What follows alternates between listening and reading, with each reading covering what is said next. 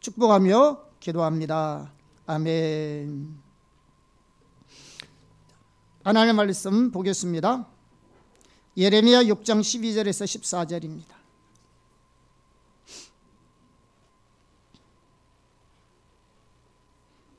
같이 합독하겠습니다. 내가 그 땅 주민에게 내 손을 펼 것인저 그들의 집과 밭과 아내가 타인의 소유로 이전되리라. 여호와의 말씀이니라. 이는 그들이 가장 작은 자부터 큰 자까지 다 탐욕을 부리며 선지자부터 제사장까지 다 그 짓을 행함이라. 그들이 내 백성의 상처를 가볍게 여기면서 말하기를 평강하다 평강하다 하나 평강이 없도다. 아멘. 자, 오늘은 자기 목적을 위한 삶에 대해서 살펴보겠습니다.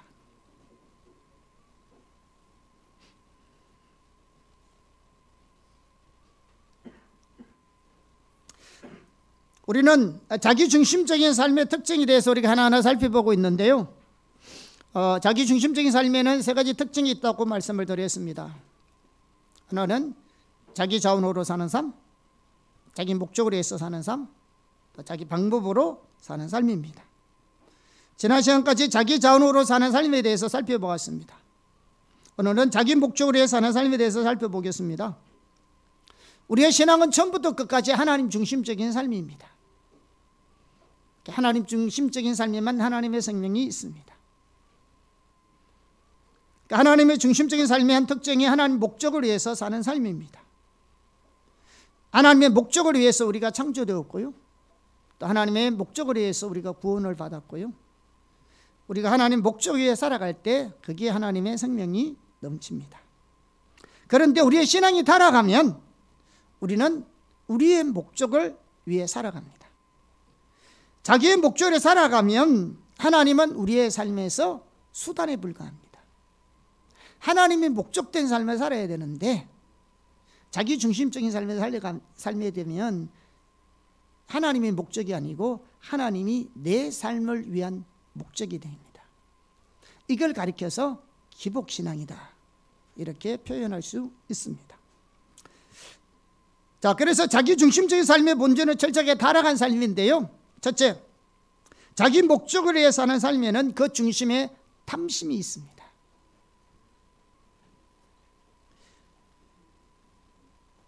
우리가 자기 목적을 위해서 살게 되면 중심에는 항상 탐심이 있게 되어 있습니다. 그리고 탐심이 있으면 그 신앙은 철저하게 타락한 삶입니다. 대표적인 예가 예레미야 시대의 이스라엘 백성들입니다. 이 시대는 철저하게 타락한 시대입니다. 그래서 하나님이 심판에 대해서 수차례 말씀하셨고요, 실제로 하나님의 심판이 임했던 시대입니다.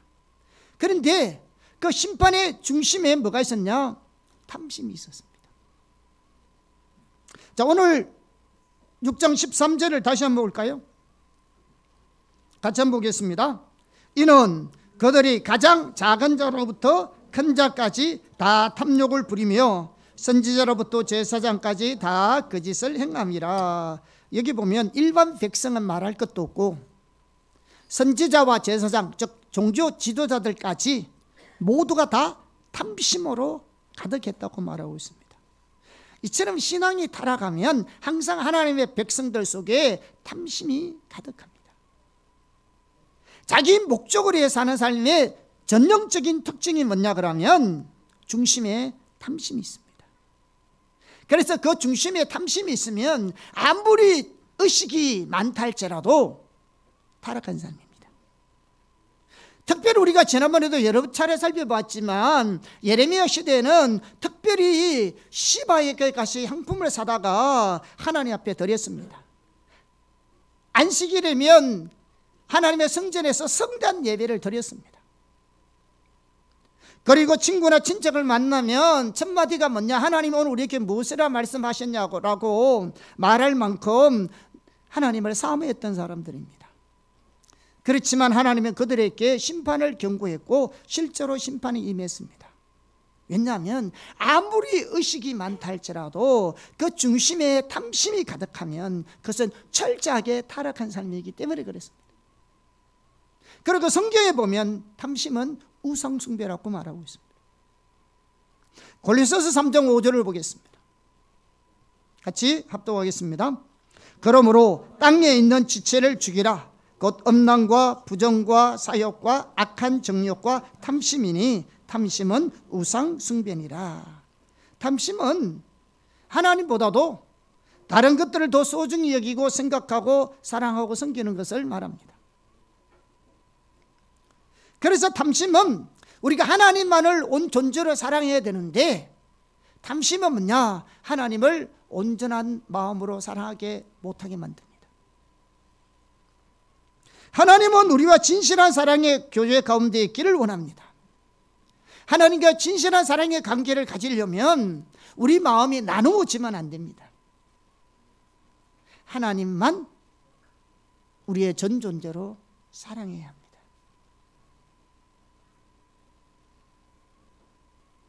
그런데 탐심은 하나님만을 사랑하는 것을 우리 마음을 나누게 만듭니다. 그래서 하나님만을 사랑하지 못하게 만드는 것이 탐심입니다. 우리는 우상하면 형상만 생각합니다. 그래서 우리가 실질적으로 저라는 형상이 없으면 우리는 우상이 없다고 생각합니다. 사실 바리새인들도 동일한 생각을 했습니다. 바리새인들 시대에 이스라엘 백성들이, 예수님 시대에 이스라엘 백성들 가운데 로마가 통치하고 있었고, 로마의 동전에는 시저 형상이 있었습니다. 오늘 우리가 세종대왕 동전에 있듯이. 그런데 그들이 동전에게 절하는 것도 아니고 예배 드리는 것도 아니고, 그들이 하나님 앞에 돈을 드릴 때는 세겔로 드렸어요. 성전에서 드리는 사실 통용되는 돈이 세겔입니다. 그 당시. 오늘날 이스라엘 돈이 세겔입니다. 예수님 시대도 성전에 통용되는 돈이 세겔이었습니다. 돈조차도 따로 구별해서 하나님께 드릴 만큼 철저하게 그들은 우상 숭배하지 않으려고 생각했습니다. 그래서 자신들은 어떤 형상에 대해서 절하고 예배하지 않으면 그것이 우상 숭배가 안 하는 걸로 생각했습니다. 그런데 성경에 하면 우상은 우리 마음에 있습니다. 다시 말하면 하나님보다 더 사랑하는 것들이 우상입니다.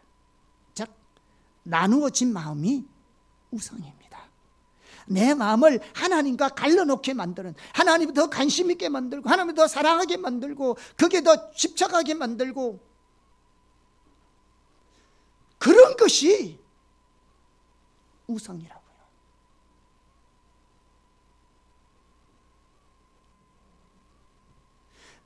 내 마음을 하나님으로부터 빼앗아가는, 더 소중하게 만드는, 더 가치 있게 여기는 그러한 요소들이 우상이라고요.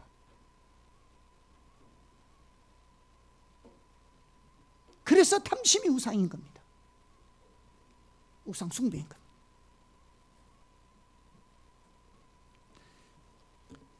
성경은 너희는 하나님과 재물을 동시에 섬길 수 없다고 말합니다. 탐심이 곧 우상 숭배라고 말하고 있습니다.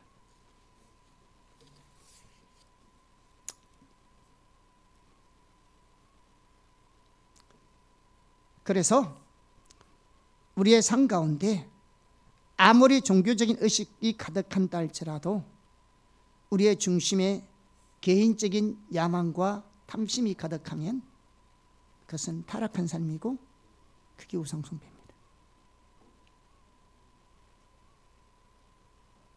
그게 우상 숭배라고요. 바리새인의 예를 보아도 그 사실을 잘 알 수 있습니다. 바리새인들은 누구보다 철저하게 예배 잘 드렸습니다. 철저하게 11조 드렸고요, 많이 금식했고요, 많이 기도했고요, 철저하게 성경을 연구했습니다. 그들은 전통적인 가르침을 누구보다도 철저하게 지켰습니다. 그들의 종교적인 노력이나 헌신은 우리가 발벗고 따라가도 따라가지 못할 정도로 열정적이었습니다. 우리보다 훨씬 뛰어났습니다. 그런데 성경에 보면 그들 속에 뭐가 있었냐? 개인적인 야망과 탐심으로 가득 찼습니다. 개인적인 야망과 탐심이 전혀 내려지지 않았습니다. 우리가 성경 몇 구절로 봐도 알 수 있는데요, 마태복음 23장 5절에서 7절과 25절만 보겠습니다.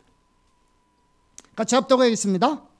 그들의 모든 행위를 사람에게 보이고자 하나니 곧 그 경문띠를 넓게 하며 옷수를 길게 하고 잔치의 윗자리와 회당의 높은 자리와 시장에서 문안받는 것과 사람에게 랍비라 칭함을 받는 것을 좋아하느니라. 25절 화 있을진저 외식하는 서기관들과 바리새인들이요 장과 대접의 겉은 깨끗이 하되 그 안에는 탐욕과 방탕으로 가득하게 하는도다.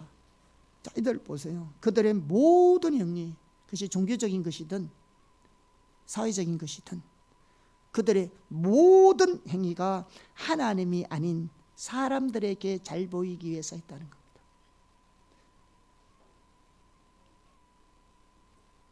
무엇을 통해서?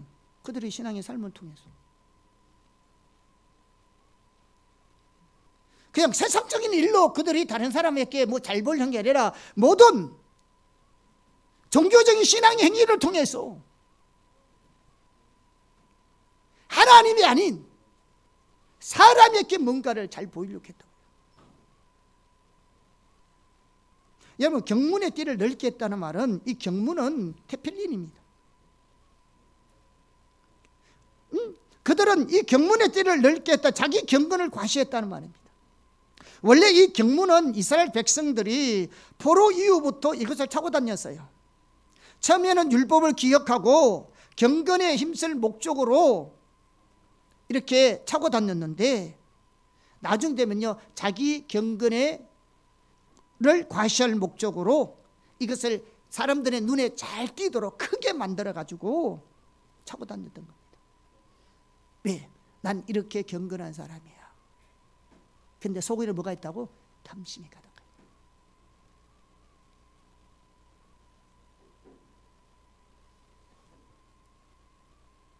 이 옷술은요 하나님의 언약의 영원성과 순결성을 상징하는 겁니다.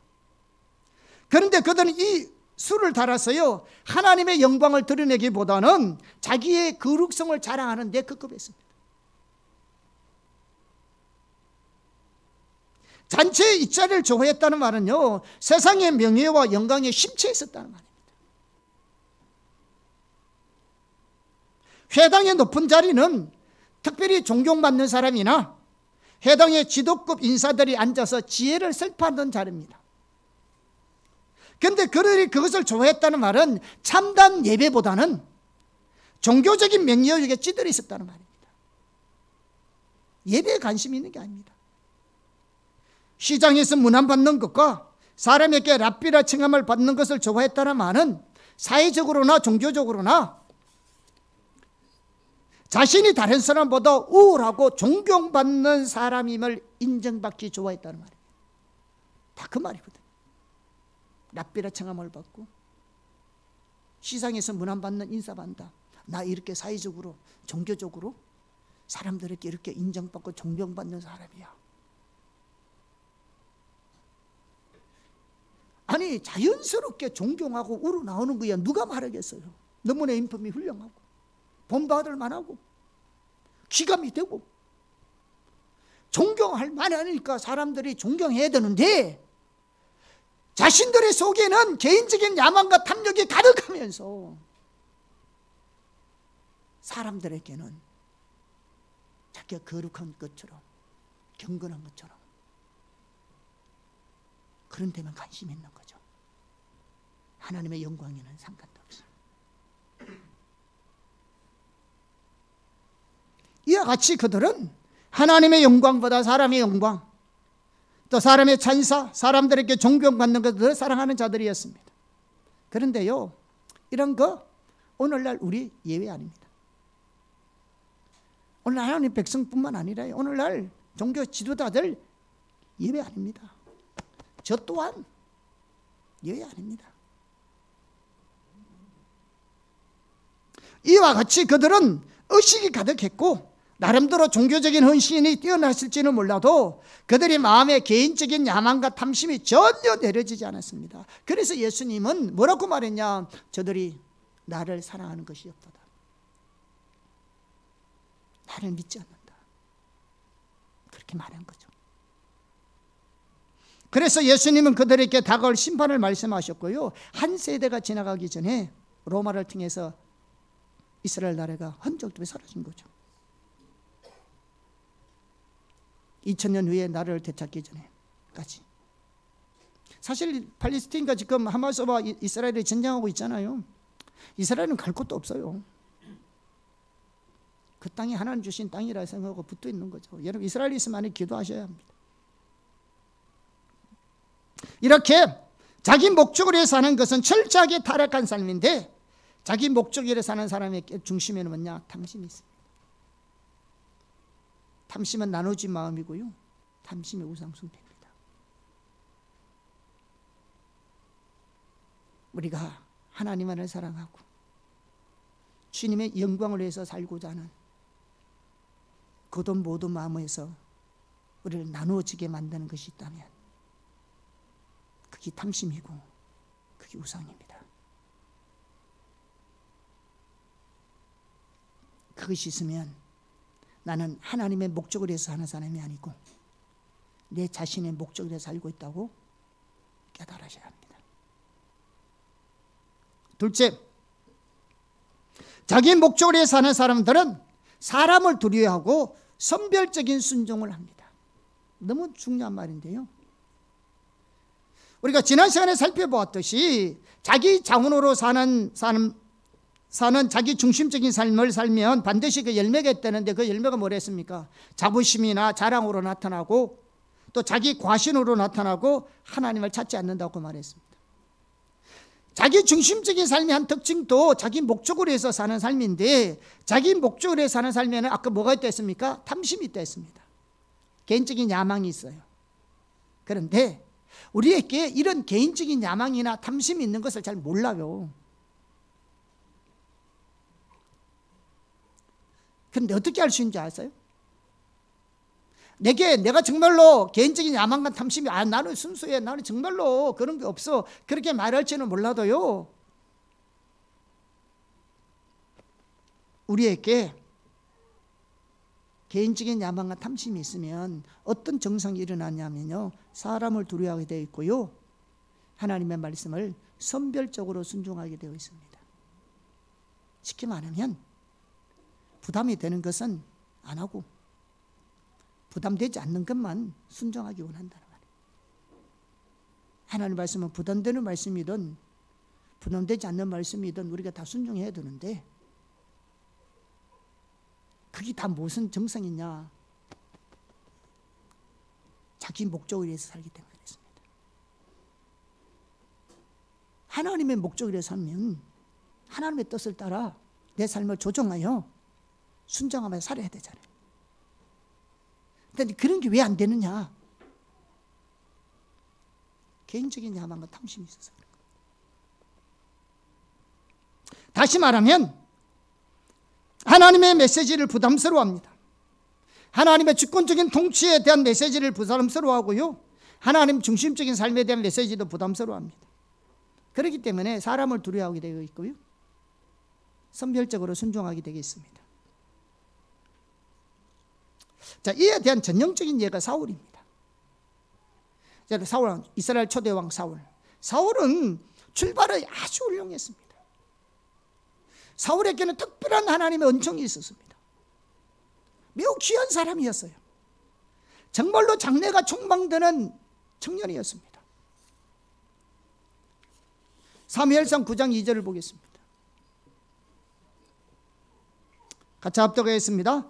기스에게 아들이 있으니 그의 이름은 사울이요 준수한 소년이라. 이스라엘 자손 중에 그보다 더 준수한 자가 없고 키는 모든 백성보다 어깨 위만큼 컸더라. 이 말이 무슨 말이냐 그러면, 사울은 사람들에게 호감을 끄는 카리스마적인 그런 성격을 가지고 있었고 하나님의 은혜가 함께 하셨던 사람입니다. 뿐만 아니라 키가 모든 백성보다도 어깨 이만큼 컸다는 말은 무슨 말이냐? 힘이 있었다는 말입니다. 여러분, 그 당시에 힘이 곧 무기입니다. 오늘날은 무기가 발달해서 약한 사람도 무기만 잘 쓰면 큰 사람도 무너뜨리고 강한 사람들도 무너뜨릴 수 있습니다. 그런데 그 당시에는 힘이 곧 무기였습니다.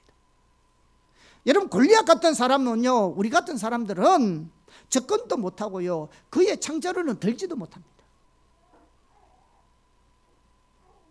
그 당시에 힘이 곧 무기였습니다. 그런데 사울은 키가 모든 사람보다 어깨 이만큼 더 크였댔습니다. 그는 키가 준수하고 사람에게 호감을 끄는 사람이었습니다. 또 하나님이 그를 부르실 때에 하나님의 성령이 강력하게 임했습니다. 얼마나 하나님의 성령이 강력하게 임했다 그러면 그 사울에게 예언의 은사가 임했는데 이스라엘 전체에 소문이 나오기를 사울도 선지자 중에 한 사람이 있나라고 소문이 날 정도로 강력한 하나님의 은사가 임했습니다. 예, 은사는 여러분 영적인 능력입니다. 파워예요. 예, 어떤 사람에게 은사가 강력하게 나타나면요, 사람들 금방 그 사람 손에 밑에 줄 섭니다. 그만큼 은사는 강력한 힘입니다. 이처럼 사울은 대단한 사람이었고요, 준수한 사람이었습니다. 힘을 가진 자였어요. 하나님의 놀라우신 성령의 능력이 그와 함께 했습니다. 하나님은 그를 기름 부어 이스라엘 왕으로 세웠습니다. 얼마나 장래가 촉망되는 청년입니까? 젊은 청년기에. 그런데 그렇게 훌륭한 청년이었던 사울이 하나님께 두 가지 때문에 버림을 받습니다. 그 사건이 사무엘상 13장과 사무엘상 15장에 나옵니다. 그런데 그 두 가지 사건이 정확하게 뭐냐? 사람을 두려움과 선별적인 순종의 문제였습니다. 다시 말하면 개인적인 야망과 탐심이 다루어지지 않아서 하나님께 버림을 받게 되어 있습니다. 자, 첫 번째 사건 사무엘 13장에 나옵니다. 자, 이때 어떤 일이 있었나 그러면 사울이 왕이 된 지 2년째 되었는데 블레셋이 이스라엘을 쳐들어왔습니다. 그 당시 이스라엘 정규군은 3,000명이었는데 그 중에서 2,000명은 사울이 거느리고 있고 나머지 1,000명은 자기 아들 다니엘이 요나단이 이렇게 거느리고 있었습니다. 그런데 그 당시만 하더라도 이스라엘 군인들은 훈련되지 않은 오합지졸과 같았습니다. 반면에 블레셋 군사는요, 병거가 3만 명입니다. 오늘날로 치면 장갑차. 이 병거가 3만 명, 3만. 그리고 마병이 6,000명. 그리고 백성은요, 성경에 표현하기를 바다의 모래와 같이 많다 했습니다.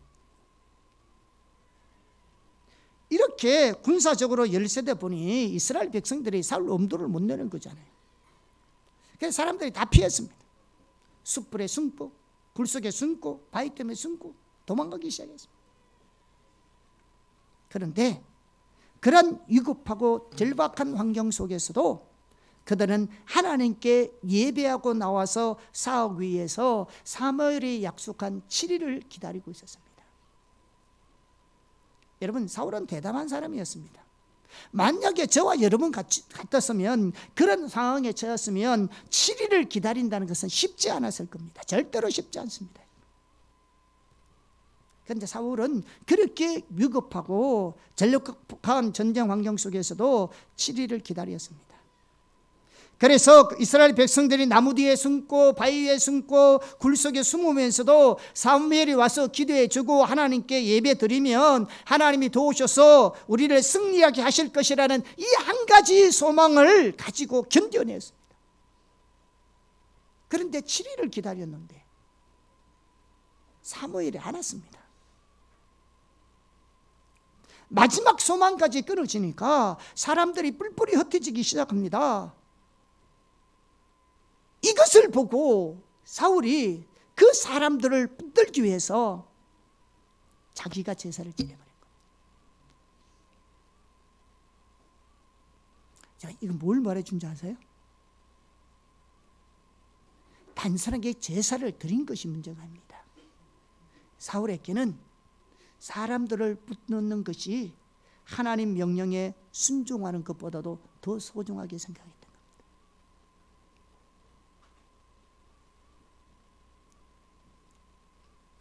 우리는 그런 상황에 처하면 안 그럴 사람이 누가 있겠느냐고 말할지 모르지만 나중에 살펴보겠지만은 이런 행동의 배후에는, 사울의 이런 행동의 배후에는 개인적인 야망과 탐심이 있은 겁니다.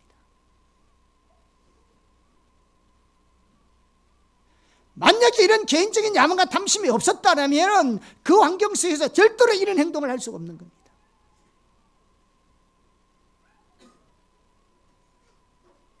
여러분, 다윗 같은 경우에는요, 다윗이 한 번은 전쟁터에 나가서 돌아왔더니만 그 원수들이 쳐들어와서 집도 불태워버리고 자기 처자들을 다 끌고 노략질에 가는 것을 발견했잖아요. 그랬더니 그동안 다윗을 주군으로 따르던 사람들이 다윗을 돌로 쳐 죽이려고 하는 그 환경 속에서도 다윗은 뭘 했습니까? 하나님께 물어봤다고요. 하나님, 내가 올라갈까요 말까요? 이 말은 하나 대충 형식적으로 내가 물어보고 하나님은 뭐 무슨 대답을 하든지 나는 그냥 알아서 올라가겠다, 이거로 형식 차원에서 물어본 게 아니고 진짜로 그 궁극반 환경 속에서 또 자기의 자처작시뿐만 아니라 자기가 돌맞아 죽을 상황에 놓여 있음에도 불구하고 실제적으로 하나님이 올라가지 말라면 돌에 맞아 죽을지언정 안 올라갈 작정을 하나님께 물어본 거죠. 그런데 그때 하나님은 올라가라 해서 올라간 거잖아요. 왜 물어봤는지 아세요? 다윗은 하나님을 경외했기 때문에 하나님의 명령에 순종하는 것이 더 소중해서 그런 겁니다.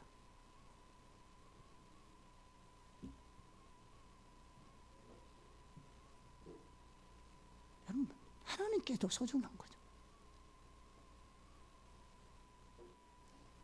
근데 사울은 안 그랬어요. 하나님의 명령? 그 상황에서 별로 소중하지 않아. 우선 이 사람을 붙잡아야 되는 거죠. 이게 다 어디서 나온지 아세요? 개인적인 야망과 탐심에서 나온 겁니다.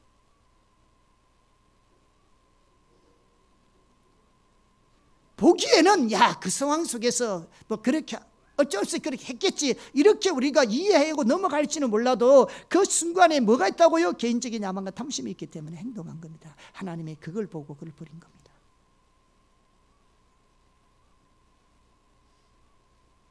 하나님요, 아무리 여러분이 하나님 목적을 위해서 산다고 하고 하나님 영광, 하나님 목적상이 하나님 영광을 위해서 사는 거잖아요. 먹든지 마든지 우리가 하나님 영광을 위해서 산다고 여러분 결단을 헌신한다 할지라도 여러분의 속에 개인적인 야망과 탐심이 있으면 하나님 영광의 열쳤던 모습.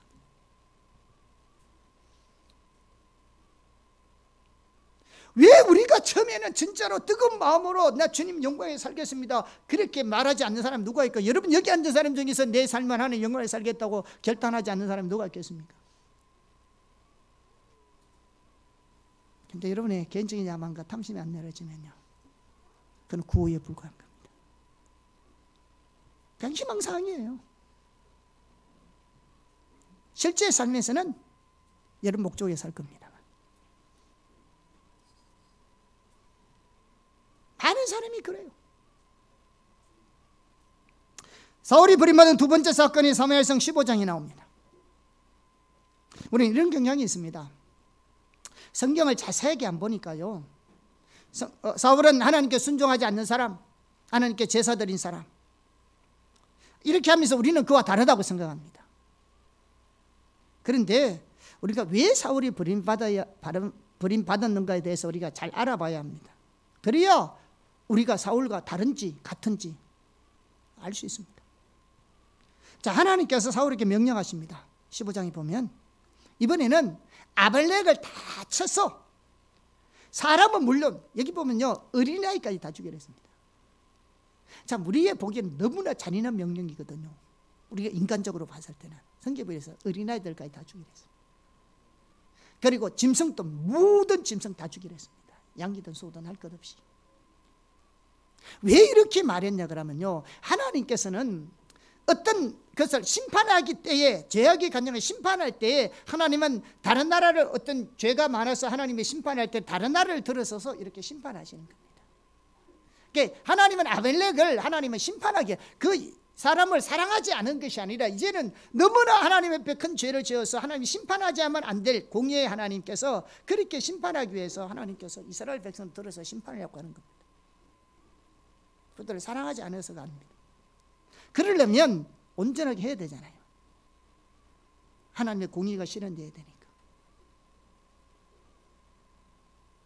그 도구로 하나님은 사무엘과 이스라엘 백성들을 사용한 거잖아요.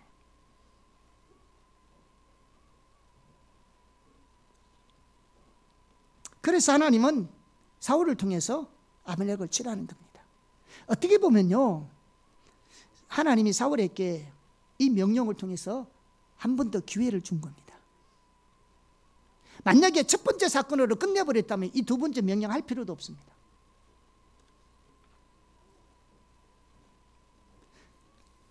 그래서 두 번째 이 기회를 주셨을 때라도 돌이켜가지고 하나님께 온전히 순종했더라면 아마 하나님께서는 과거의 죄를 사해 주시고 그를 다시 사용했을 겁니다. 그런데 그렇게 하나님께서 명령하실 그때에도 사울은 개인적인 야망과 탐심이 내려지지 않았습니다. 지금 이 명령을 행할 때는, 아까 처음에 할 때는 이스라엘 군사가 3,000명밖에 안 되는데요, 지금은 이 15장에서 하나님 명령할 때는 이스라엘 백성 군사들이 많아졌습니다. 아벨렉을 칩니다. 그래서 모든 사람을 다 죽였어요. 한 사람 빼고. 누구냐? 아각 왕 아각. 이 한 사람 빼고 다 죽였어요. 짐승 중에서도 양과 소를 다 멸절하되 살찌고 좋은 것만 남겨놓고 다 죽였습니다. 그러니까 사울 입장에서는 한 99%는 순종한 겁니다. 그래서 사울은 당연히 자기가 순종했다고 생각했습니다. 그래서 하나님이 사무엘에게 그가 불순종해서 나 그를 버렸어, 이 말 들었을 때 사무엘이 밤새도록 울었어요. 그리고 울고 난 뒤에 사울 앞에 갔습니다. 사울 앞에 갔을 때 사울이 말하는 첫 마디가 뭔지 아십니까? 나는 하나님께 순종했습니다.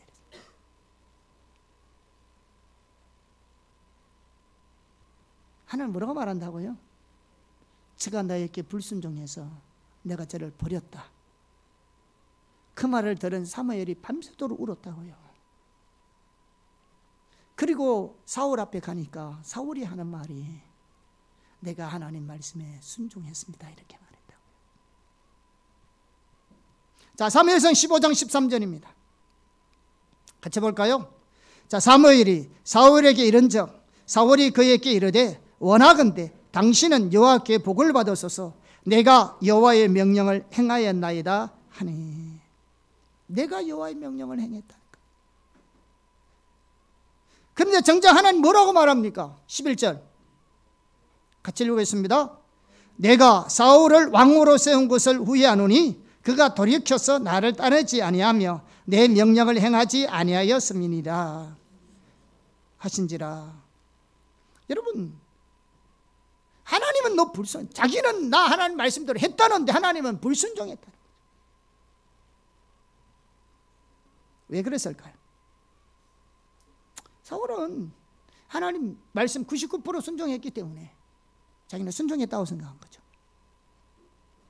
그러나 하나님은 선별적 순종은 전적인 불순종과 같기 때문에 그가 불순종했다 말합니다. 이 말은 우리가 하나님께서 명령하신 바를 하나도 틀림없이 다 지켜야 하나라도 어기면 그것은 전체를 어긴 것과 같다는 말이냐, 이렇게 생각할 수 있어요? 아닙니다. 우리가 성경을 다 지킬 사람은 아무도 없어요. 이 말은 그 말이 아니에요. 우선 이 말은 어떤 하나님께서 한 가지 명령하실 때 그 말씀을 온전하게 지켜야 되는 겁니다. 한 말씀이라도, 한 구절의 말씀이라도 그 말씀을 순종할 때는 그 말씀의 의미대로 온전하게 순종해야 된답니다. 또 하나는 뭐냐? 사울에게서 가장 문제는 뭐냐? 개인적인 야망이 전혀 다뤄지지 않는 겁니다. 자, 사무엘이 사울을 만나러 갔을 때 전쟁에서 승리하고 난 뒤에 사울이 제일 먼저 한 줄 아세요? 기념비를 세웠어요. 자기를 위해서 기념비를 세워버렸다고요. 지금 사울은 천지도 분간 못하는 겁니다. 지금 왜 하나님이 이 명령을 했는지 전혀 하나님의 의도와 목적을 모르니, 자기는 하나님 관점에는 불순종에 자기는 순종했다고 말할 뿐만 아니라 전쟁에서 오니까 성전 기념비를 세우는 거죠. 지가 지 스스로. 개인적인 야망.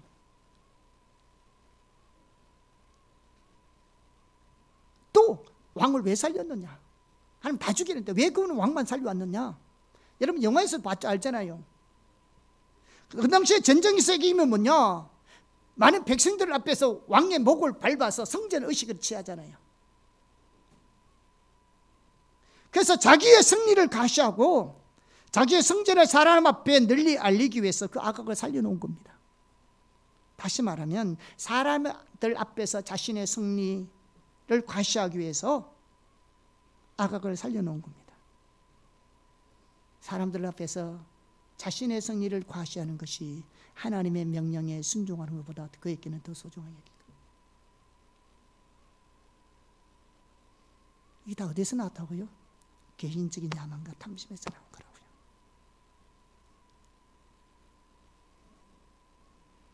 사람들 앞에서 자신의 체면이, 사람들 앞에서 자신의 명예가 하나님의 명령에 순종하는 것보다 더 우선이었습니다.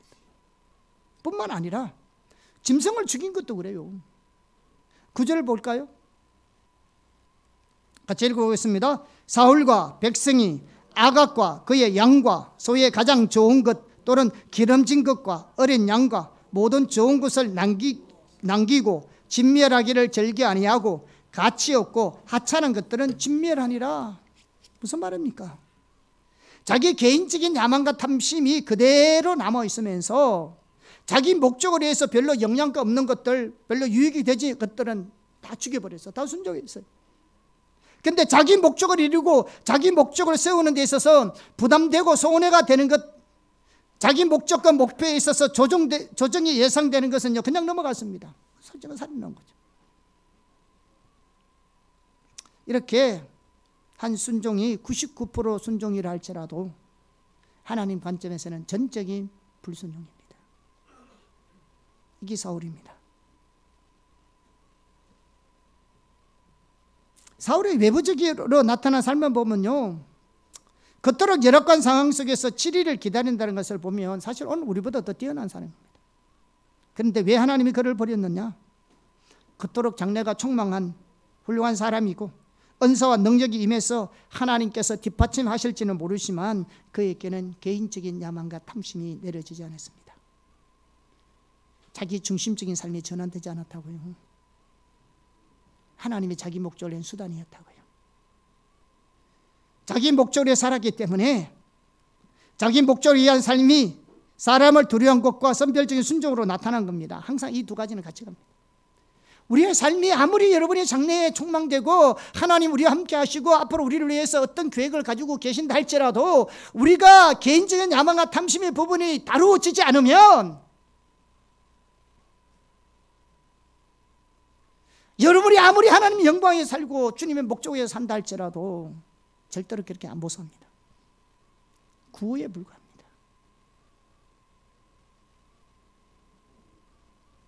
못 살게 되어 있습니다. 자기의 야망과 탐심이 있는데 어떻게 하나님의 목적과 하나님의 영광을 살 수 있습니까? 살더라도 어떻게 부분적인 순종이죠. 적당한, 힘들고 어렵고 손해가 되고 누가 알아주지 않고 뭐 이런 일에는 대가 지불 안 하려고 하는 거죠. 그리고 생색내고 별 부담 없이 되는 것만 순종하려고 하는 거죠. 이런 선별적인 삶을 순종을 하기밖에 안 됩니다. 여러분. 절대로 안 됩니다. 그러니까 하나님 우리를 통해서 하나님의 뜻과 목적 교회과 그분의 영광이 나타나는 삶이 안 되는 겁니다. 실제로 하나님 우리를 통해서 그 일을 하고 싶은데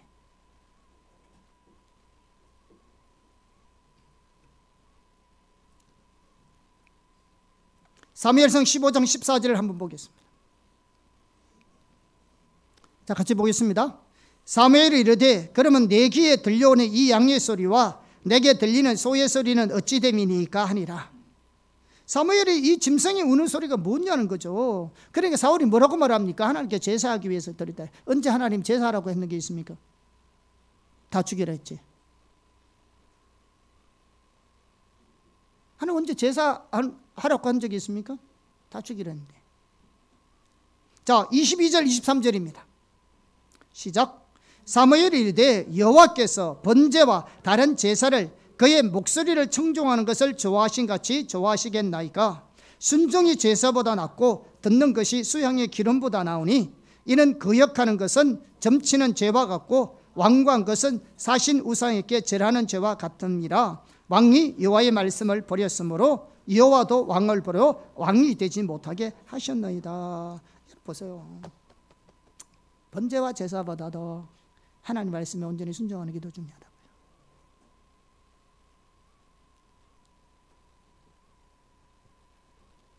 단 한 구절의 말씀이라도, 내게 주신 하나님의 단 하나의 명령이라도 순종할 때는 온전하게 순종해야 합니다. 대가가 지불되더라도, 손해를 보더라도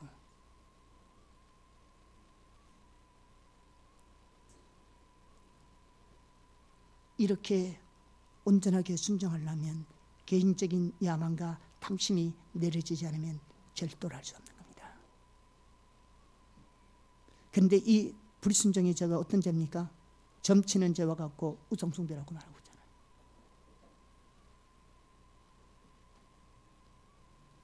우상에게 절한 것 똑같은 거야. 아까 그랬잖아요. 우상은 형상이 아니라고요. 마음이 있다고요. 이런 관점에서 보면 우리는 우상 숭배의 천장.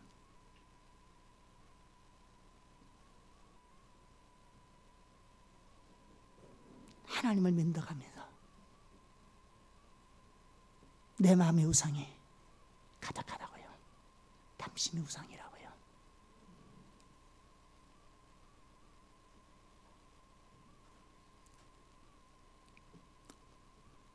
사무엘이 말씀 앞에 직면하니까 사울이 죄를 부분적으로 인정합니다. 그러면서 뭐라고 말하냐? 24절 한번 볼까요? 같이 읽어보겠습니다. 사울이 사무엘에게 이르되 내가 범죄하였나이다. 내가 여호와의 명령과 당신의 말씀을 어긴 것은 내가 백성을 두려워하여 그의 말을 청종하였음이니라. 결국은 그 하나님 명령의 불순종이 뭐라고 했다고요? 사람 두려워해서 그런 거예요. 사람 두려워해서.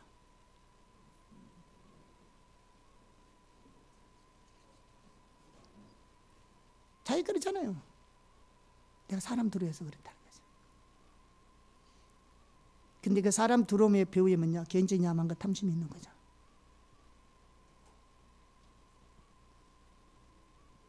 아직도요, 여기 보면요,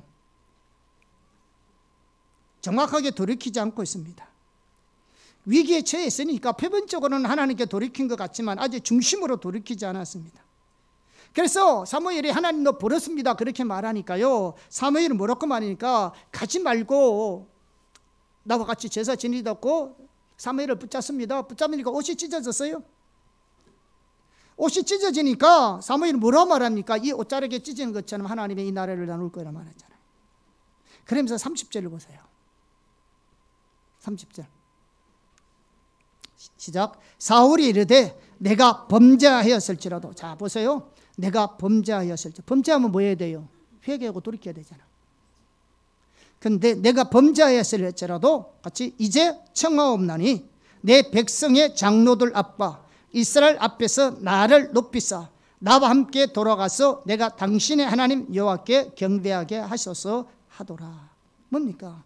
아직도 사울은 하나님 앞에 버림받는 것보다도 사람에게 인정받는 것이 더 소중한 겁니다. 지가 범죄했다는 거 알았네. 내가 사람을 두려워해서 하나님 명령에 불순종했던 걸 알았네. 그럼 어떻게 해야 됩니까? 하나님 앞에 온전하게 회개하고 돌이켜야 되잖아요. 근데 아직까지도 그 마음속에 뭐가 정리 안 되니까, 개인적인 야망과 탐심이 정리 안 되니까 뭡니까? 그런 말을 듣고도 사무엘을 끌어다가 뭐합니까?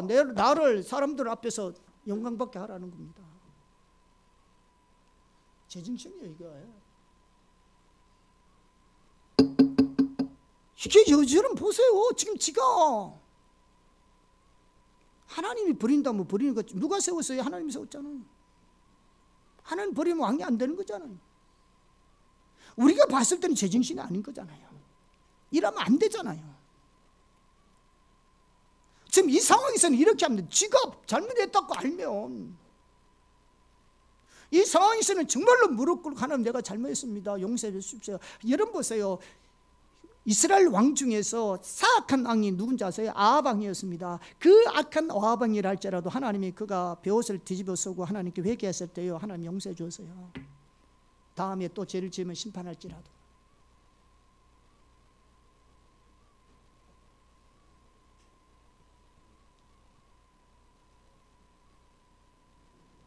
이 상황에선 내가 범죄했습니다.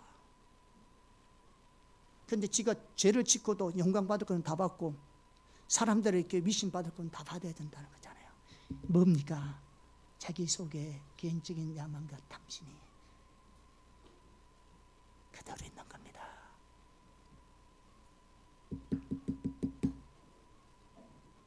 이해하시겠죠? 이게 안 다뤄지면 하나님께 못 돌이켜요. 안 된다니까요.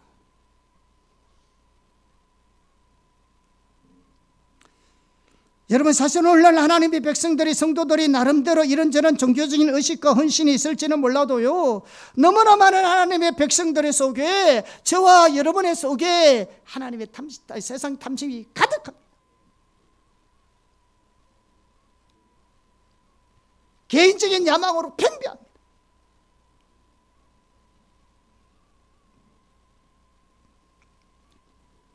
그렇게 되니까 어떤 열매가 나타나는지 아세요? 사람들을 두려워하는 거죠. 사람의 평가를 두려워하는 거라. 그리고 하나님 명령에 부분적으로 순종할 수밖에 없습니다. 선별한다는 거죠. 유익되는 거는 순종하고, 힘들고 부담되는 거는 순종 안 하고.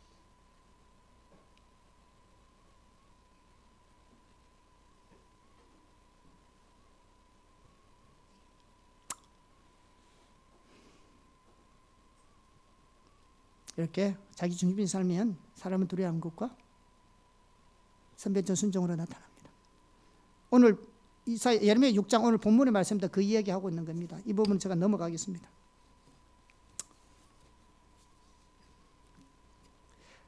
자기 목적을 위해 사는 삶의 대표적인 열매가 사람의 두려움과 선별적인 순종인데, 그 외에 다른 열매도 있습니다. 시기심, 경쟁심, 앞서고자 하는 것, 사람들에게 잘 보이고자 하는 것, 조급함,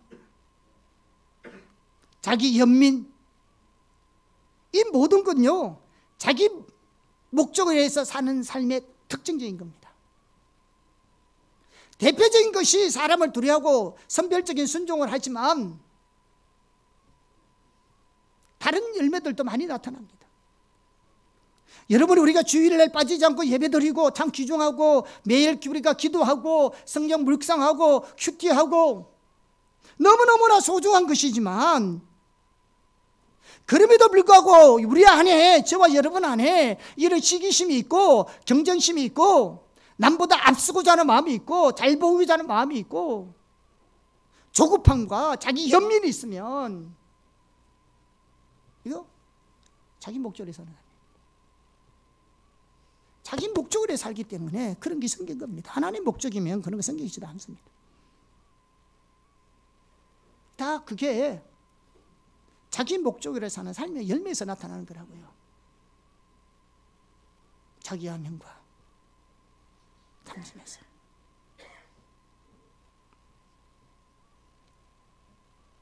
내가 세운 목표가 빨리 이루어지지 않아서 조급함이 있습니다. 사람들에 대한 원망이 있습니다. 이것 또한 자기 목적에 살기 때문에 그렇습니다. 다 내려져야 이런 것도 사라지는 겁니다. 우리에게 아무리 강한 은사가 나타난다 할지라도요, 우리 가운데 시기나 경쟁심이 있으면요, 그 은사 가지고 교회의 덕을 위해서 절대로 사용할 수 없습니다. 왜냐하면 자기 중심적인 삶이 전혀 다뤄지지 않기 때문에 그렇습니다. 자기 중심적인 삶은 타락한 삶이기 때문에 은사가 나타나도 덕을 위해서 사용되는데 사용될 것이 아니고요, 교회를 분리시키고요, 사람을 분리시키는 데 사용됩니다. 대표적인 것이 고린도 교회입니다. 셋째, 자기 목적을 위한 삶은 자기를 기쁘게 하는 삶입니다. 자기 목적을 위해 사는 삶의 성경적인 용어가 자기를 기쁘시게 하는 삶입니다. 그러니까 자기 목적을 위해 산다는 말은 다른 말로 성경적으로 표현하면 자기를 기쁘게 하는 삶입니다.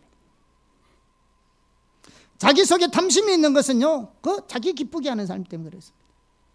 개인적인 양망 이런 것도 자기를 기쁘게 하는 것입니다. 자기를 기쁘게 하는 삶에서 사람을 두려움도 선별적 순종도 나오고요, 자기를 기쁘게 하는 삶에서요, 시기도 나오고 질투도 나오고요, 자기 연민도 나오고 조금도 나오고요, 남들보다 앞서고자 하는 마음도 나오고, 그게 다 거기서 나온 겁니다. 다 근본적으로 어디서 나오느냐? 결론은 자기를 기쁘시게 하는 데서 나오는 겁니다. 그런데 자기를 기쁘게 하는 사람은 그런 형태만 취하는 것이 아닙니다. 여러 가지 아주 교묘한 형태를 취하고 있는데요, 예를 들면 이런 것입니다. 우리 몸은 하나님의 성전입니다. 그래서 하나님의 성령이 거하시는 거룩한 성전이기 때문에 우리 몸을 잘 관리해야 됩니다. 여러분 몸을 잘 관리해야 됩니다. 그래서 운동하셔야 되고 다이어트 하셔야 됩니다. 그런데 운동도 좋지만 지나치게 하면 그것 다 자기를 기쁘게 하는 겁니다. 다이어트도 마찬가지입니다. 지나치면 자기를 기쁘게 하는 겁니다. 신문을 보는 거 좋습니다. 중요하죠. 돌아가는 세상 알아야 되니까. 그러나 신문 보는 것도 지나치게 하는 것은 다 자기를 기쁘게 하는 겁니다. TV 보는 것, 유튜브 보는 것, 인터넷 하는 것, 다 필요한 영역들이죠. 근데 지나치면 다 자기를 기쁘게 하는 겁니다. 이게 자기 목적으로 사는 삶입니다. 이게 자기 목적으로 사는 거라고요. 지나치면 죄가 됩니다. 그래서 자기를 기쁘게 하는 것은 육신의 일이기 때문에 우선 간단히 보아도 두 가지 면에서 아주 옳지 않습니다. 하나는 뭐냐? 자기를 기쁘게 하는 삶은요, 우리의 소중한 시간을 뺏어갑니다. 성경은 우리에게 세월을 아끼라고 말하고 있습니다. 에베소서 5장 15절에서 16절입니다. 같이 볼까요? 시작. 그런즉 너희가 이렇게 행할지를 어떻게 행할지를 자세히 주의하여 지혜 없는 자같이 하지 말고 오직 지혜 있는 자같이 하여 세월을 아끼라. 때가 악하니라. 16절. 누가 지혜로운 자인지 아세요? 세월을 아낄 자 아는 자가 지혜로운 자입니다. 아무리 지가 지혜롭다 할지라도 이 세월을 아끼지 못하면 지혜로운 자가 아닙니다. 정말로 지혜로운 자는 세월을 아껴야 됩니다. 세월을 아껴야 됩니다. 진짜 여러분이 지혜로운 사람을 보세요. 성경에서 지혜로운 사람은 세월을 아낄 줄 아는 사람입니다. 근데 이 세월이 뭐냐? 이 세월은 일반적인 세월을 말하는 것이 아닙니다. 여러분 잘 알잖아요. 이 세월에는 카이로스입니다. 자기에게 주어진 특별한 시기를 말합니다. 자기에게 주어진 특별한 시기, 중요한 시기. 다시 말하면 이 시기는 주어진 환경 속에서 기회를 잡지 않으면 금방 지나가 버리는 특별한 기회를 말합니다. 그래서 세월을 아끼라는 말을 영어 성경 RSV나 NIV에는 뭐라고 되어 있습니까? 모든 기회를 잡아라 의미로 번역되어 있습니다. 모든 기회를. 이 말은 그러한 시간과 기회들을 찾아서 그에 따르는 어떤 대가와 희생을 치르더라도 그것을 놓치지 말고 자신의 것을 만들라는 말입니다. 우리에게는 지나가 버리면 오지 않을 중대한 특별한 시간들이 있습니다. 그 시간을 어떻게 사용하느냐가 지혜로운 자입니다.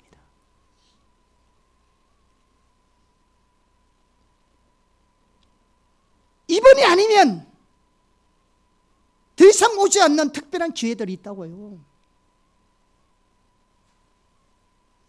이런 시간에 준비하지 못하고 지혜롭게 그것을 사용하지 못하고 그 시간을 낭비해버리고 허비해버린다면 여러분의 인생은 헛된 인생 사는 겁니다. 왜? 기회 줬는데 준비 못했잖아요.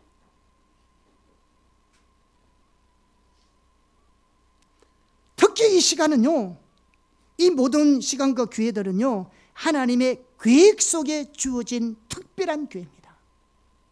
그러니까 하나님의 큰 섭리 속에 주어진 특별한 시간과 기회들이라고요.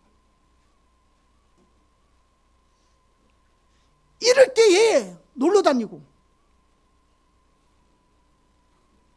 세상의 헛된 시간을 낭비해 버리면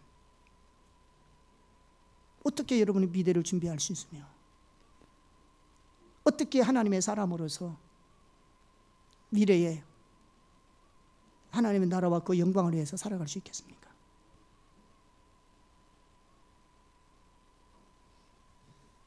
성경은 모든 사람에게 범사에 기한과 때가 있다고 말하고 있습니다. 태어날 때 있으면 죽을 때 있어요. 재물을 모을 때가 있으면 하나님 나라에서 사용할 때도 있고요. 울 때가 있으면 웃을 때도 있습니다. 일할 때가 있으면 쉴 때도 있고요. 공부할 때도 있고 일할 때도 있고 결혼할 때가 있습니다. 범사의 모든 것이 때와 기한이 있습니다. 여러분 결혼할 때 결혼해야 합니다. 할렐루야. 기도 결혼으로 축복하기를 때 놓치면 못해. 저 목사님 많이 봤어요. 우리 나이 드신 형제 자매님들 축복합니다. 예수 이름으로. 조만간에 빨리 결혼하시기를 예수 이름으로 축복합니다. 또 늦게 올 수도 있잖아요. 더 좋은 사람 만나기 위해서. 근데 너무 늦게까지 잊지 마십시오. 여러분 이번 제가 지난번에 신문 보니까요, 일본에서 통계 냈는데요, 50대 동안 혼자 살면요 15년 빨리 죽는답니다. 그게 통계입니다. 결혼한 사람과 혼자 사는 사람들의 통계, 일본의 통계입니다. 일본의 통계. 15년 빨리 죽는다. 올해 장사하기를 예수는 축복합니다. 절대로 50까지 혼자 있지 말기를 축복합니다. 늦어도 40대는 끝내. 할렐루야. 마지는 옷은 40대예요. 또 아니 여러분 나중에 찾아보세요. 인터넷 찾아보면 금방 알죠. 일본의 통계를 냈더라고요. 다 조사 그거 이렇게 통계를 다 조사해 가지고 했는데 50대까지 혼자인 사람 혼자 살면 15년 빨리 준대요. 이렇게 오래 못 산다는 거죠. 그렇게 결혼해서 사는 것이 훨씬 더 우리를 오래 살게 하십니다. 하나님이 우리와 함께 살도록 했잖아요. 어떻든 때가 있어요. 여러분 때는 무슨 때입니까? 지금 여러분 이 시기에 하나님이 우리에게 주신 이 특별한 시간은 때에 여러분 뭘 하고 있습니까? 어떤 삶을 보내고 있습니까?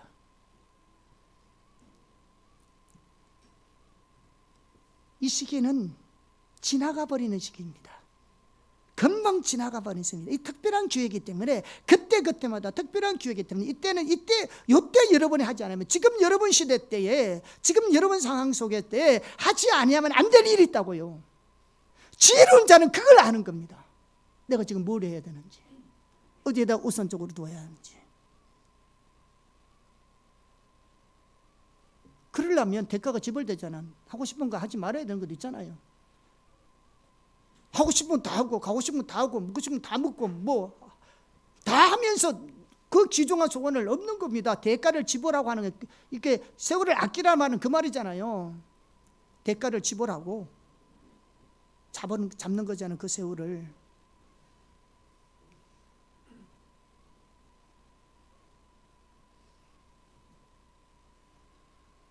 우리 인생 가운데 주어진 특별한 시간과 기회들은요, 대가를 지불하고 잡지 않으면 금방 지나가 버리는 것들입니다. 이 기회는 기다려주지 않아요. 그러므로 이러한 기회들을 육신을 기쁘게 하는 삶을 살면서 허비하지 말라는 겁니다. 아까 그랬죠. 운동도 지나치면 다 죄예요. 그 육신을 기쁘게 하는 거지 하나님 기뻐하는 거 아니에요. 건강관리는 좋다니까. 지나치면 다 모든 게 지나치면 과하다 싶으면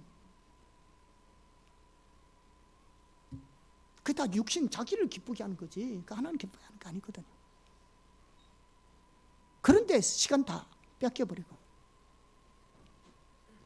가장 중요한 시기에 내가 해야 될 거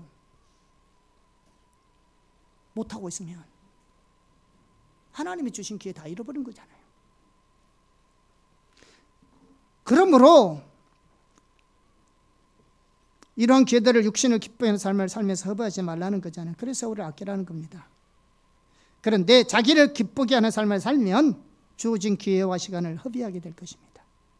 그래서 에베소서 이어서 17절 18절에 뭐라고 말하느냐, 같이 합독하겠습니다. 그러므로 어리석은 자가 되지 말고 오직 주의 뜻이 무엇인가 이해하라. 술 취하지 말라. 이는 방탕한 것이니 오직 성령의 충만함을 받아라. 아까는 뭐라 말했습니까? 지혜로운 자가 되어 세월을 아끼라 했습니다. 17절에 뭐랬냐? 어리석은 자가 되지 말고 뭐다? 오직 주의 뜻이 무엇인지 이해해라. 여러분 시대에 때 무엇을 해야 되는지 하나님의 뜻과 목적 오중을 알고 그걸 준비하라는 겁니다.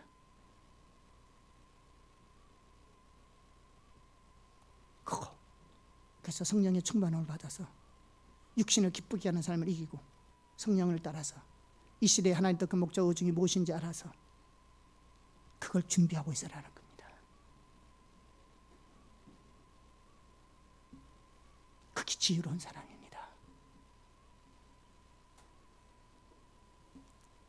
어리석은 자와 지혜로운 자는 내게 주어진 이 특별한 순간순간을 어떻게 보내고 있냐를 보면 지혜로운 자와 어리석은 자는 안다고요.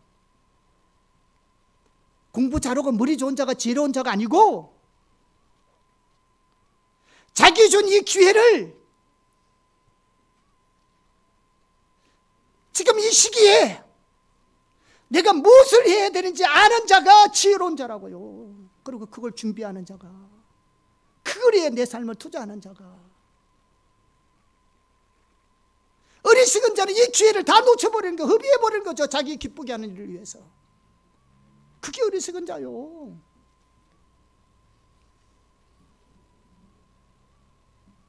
지금 학생으로서 공부 잘하라는 말이 아닙니다.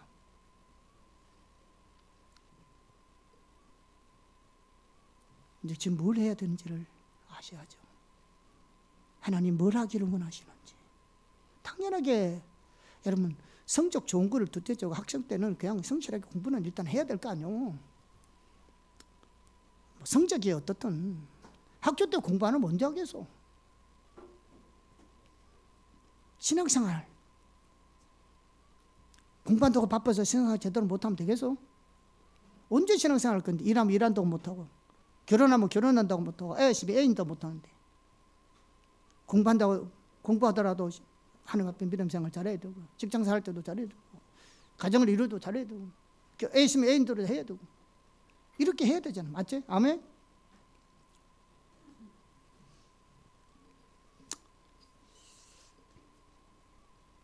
다른 하나는 자기를 기뻐하게 하는 여러 가지 형태들은 자기를 기뻐하는 것들 때문에 성령의 불씨를 깨뜨립니다.